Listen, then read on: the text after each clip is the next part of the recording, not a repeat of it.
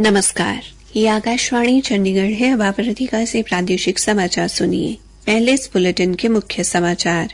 प्रधानमंत्री नरेंद्र मोदी कल नई दिल्ली में जिला न्यायपालिका के राष्ट्रीय सम्मेलन का उद्घाटन करेंगे। पेंशन भोगियों के लिए प्रक्रिया को सरल बनाने के लिए सरकार ने एक सरलीकृत पेंशन आवेदन पत्र जारी किया और भविष्य पोर्टल का EHRMS के साथ डिजिटल एकीकरण किया गया। हरियाणा विद्यालय शिक्षा बोर्ड की मेजबानी में चंडीगढ़ में आयोजित स्कूल शिक्षा बोर्ड परिषद का वार्षिक सम्मेलन संपन्न हुआ। हरियाणा बीजेपी के अध्यक्ष मोहन लाल बड़ौली ने कहा कि सभी विधानसभा सीटों के लिए उम्मीदवारों के नामों को अंतिम रूप देने के बाद बीजेपी उम्मीदवारों की सूची जारी होगी। और पेरिस ओलंपिक में भारत ने शानदार शुरुआत की, निशानेबाजी में स्वर्ण और कांस्य पदक हासिल किए। अब समाचार विस्तार से। प्रधानमंत्री नरेंद्र मोदी कल नई दिल्ली के भारत मंडपम में जिला न्यायपालिका के राष्ट्रीय सम्मेलन का उद्घाटन करेंगे। इस अवसर पर प्रधानमंत्री सर्वोच्च न्यायालय की स्थापना के 75 वर्ष पूरे होने के उपलक्ष्य में एक डाक टिकट और सिक्का भी जारी करेंगे।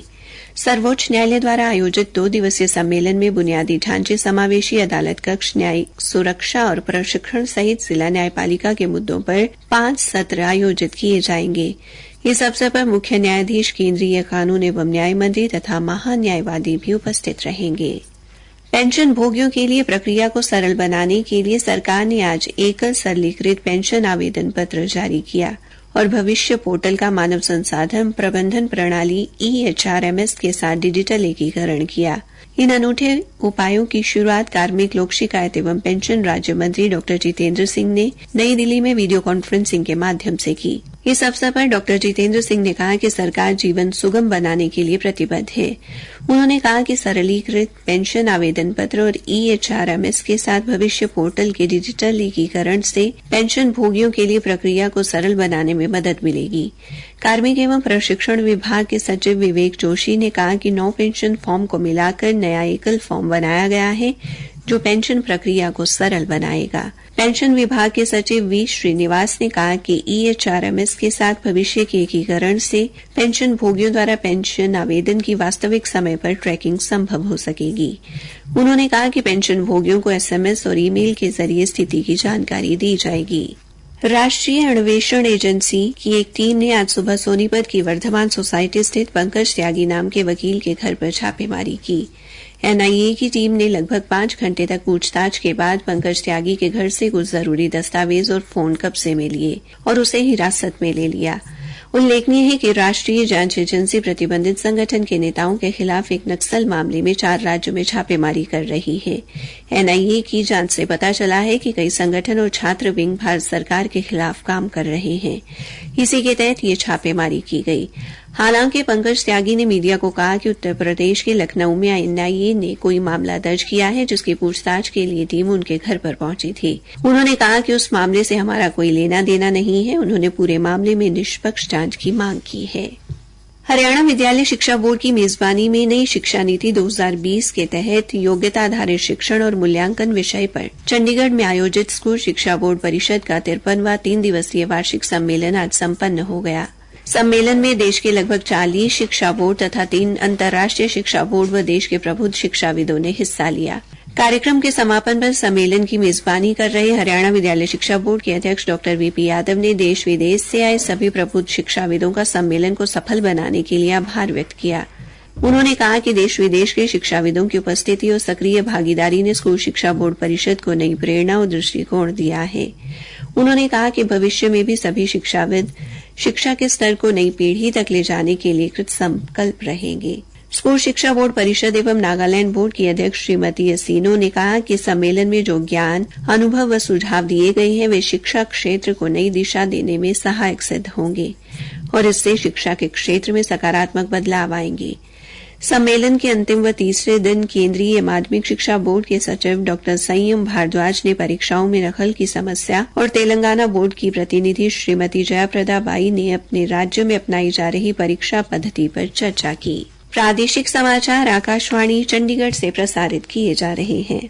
हरियाणा विधानसभा चुनाव को लेकर भारतीय जनता पार्टी के प्रदेशाध्यक्ष मोहन लाल बड़ौली ने कहा कि सभी उम्मीदवारों के नाम को अंतिम रूप देने के बाद एक ही बार में उम्मीदवारों की सूची जारी की जाएगी। उन्होंने आज एक बयान में कहा कि वो विधानसभा चुनाव नहीं लड़ेंगे। सभी 90 सीटों पर पार्टी उम्मीदवारों को चुनाव लड़वाने का काम करेंगे। मुख्यमंत्री नायब सिंह कुरुक्षेत्र जिले के लाडवा से चुनाव लड़ेंगे। उन्होंने कहा कि आज उम्मीदवारों की सूची जारी नहीं होगी। उन्होंने कहा कि बाकी बची हुई सीटों के लिए भी बैठक होगी। केंद्रीय चुनाव समिति की बैठक में सभी 90 सीटों पर चर्चा हुई है। उन्होंने कहा कि सूची को अभी अंतिम रूप नहीं दिया गया है। शेष सीटों पर चर्चा के लिए 2 दिन का समय और लगेगा। हरियाणा सिंह गुरुद्वारा प्रबंधक समिति के प्रधान जत्थेदार भूपिंदर सिंह असंध ने अभिनेत्री एवं सांसद कंगना रनौत की इमरजेंसी फिल्म पर प्रतिबंध लगाने की मांग की है। चुनाव उपरांत कुरुक्षेत्र में समिति की पहली बैठक के दौरान पत्रकारों से बातचीत में उन्होंने कहा कि बैठक में ऑनलाइन उत्पाद बेचने वाली विश्व प्रसिद्ध कंपनी अमेजन पर श्री गुटका साहिब बेचने के विरोध में कानूनी नोटिस भेजने का निर्णय लिया गया है। जत्थेदार भूपिंदर सिंह ने कहा कि कार्यकारिणी समिति के सभी सदस्यों ने सर्वसम्मति से जत्थेदार बलजीत सिंह दादूवाल को धर्म प्रचार समिति के प्रधान की जिम्मेदारी फिर से सौंपने का फैसला लिया है। इसके साथ ही जत्थेदार दादूवाल कानूनी मामले भी देखेंगे। बैठक में वरिष्ठ उप प्रधान सुदर्शन सिंह सहगल, कनिष्ठ उप प्रधान बीबी रविंदर कौर अजराना, कार्यकारिणी समिति के सदस्य जत्थेदार बलजीत सिंह दादूवाल व अन्य सदस्यों ने हिस्सा लिया। कुरुक्षेत्र के मादक पदार्थ विरोधी प्रकोष्ठ ने नशीला पदार्थ रखने के आरोप में पानीपत जिले में समालखा के गांव बफरावासी पुजारी नामक व्यक्ति को गिरफ्तार कर उसके कब्जे से 32 किलो 830 ग्राम गांजा बरामद किया है। आज एक पत्रकार वार्ता में पुलिस अधीक्षक वरुण सिंगला ने बताया कि उसे कल शाहबाद सब्जी मंडी से गिरफ्तार किया गया और तलाशी लेने पर उसके कब्जे से 32 किलो 830 ग्राम गांजा बरामद हुआ। आरोपी के खिलाफ थाना शाहबाद में मामला दर्ज किया गया है। पेरिस पैरालंपिक में भारत की शानदार शुरुआत हुई है। निशानेबाजी में भारत ने 2 पदकों पर कब्जा किया। अवनी लेखरा ने 10 metre air rifle standing SH1 में स्वर्ण पदक जीता। उन्होंने 249.7 अंक हासिल किए। स्पर्धा में मोना अग्रवाल को कांस्य पदक मिला। उन्होंने 228.7 अंक अर्जित किए। काबिले गौर है कि अवनी ने अपना ही पैरालंपिक रिकॉर्ड तोड़ दिया है। उन्होंने टोक्यो पैरालंपिक में 249.6 अंक के साथ स्वर्ण पदक जीता था। जॉर्डन के ओमान में हुई अंडर 17 विश्व कुश्ती चैंपियनशिप में अपनी प्रतिद्वंदी खिलाड़ी पर एक तरफा जीत हासिल करने वाली हरियाणा के जींद के जुलाना क्षेत्र के गांव लजवाना कलां की मानसी लाठर के सम्मान में जुलाना में एक कार्यक्रम का आयोजन किया गया। समारोह स्थल पर उन्हें एक खुली जीप में वाहनों के काफिले के साथ लाया गया और अनेक सामाजिक संस्थाओं और ग्रामीणों ने उन्हें सम्मानित किया। मानसी लाठर ने इस प्रतियोगिता में स्वर्ण पदक जीता है। मानसी लाठर ने इससे पहले एशियाई चैंपियनशिप में अंडर 17 में स्वर्ण पदक जीता था। कार्यक्रम के पश्चात पत्रकारों से बातचीत में मानसी लाठर ने कहा कि उन्हें जो मान सम्मान दिया गया है उसे वो कभी नहीं भूल पाएंगी। उन्होंने बताया कि अब वर्ष 2028 के ओलंपिक में स्वर्ण पदक जीतना उनका लक्ष्य रहेगा। उन्होंने आह्वान किया कि समाज बेटियों को चूल्हे चौके तक ही सीमित न रखे बल्कि उन्हें आगे बढ़ने का अवसर दे।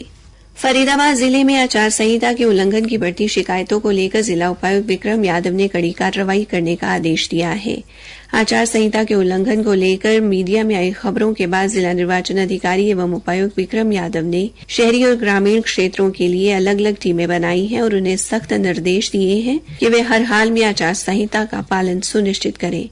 उन्होंने कई जगह पर लगे फ्लेक्स बोर्ड और पोस्टर पर छापने वालों का नाम और फ्लेक्स की संख्या न लिखने का संज्ञान लेते हुए आचार संहिता का उल्लंघन रोकने हेतु छपाई की दुकानों पर छापे मारने के आदेश भी जारी किए हैं।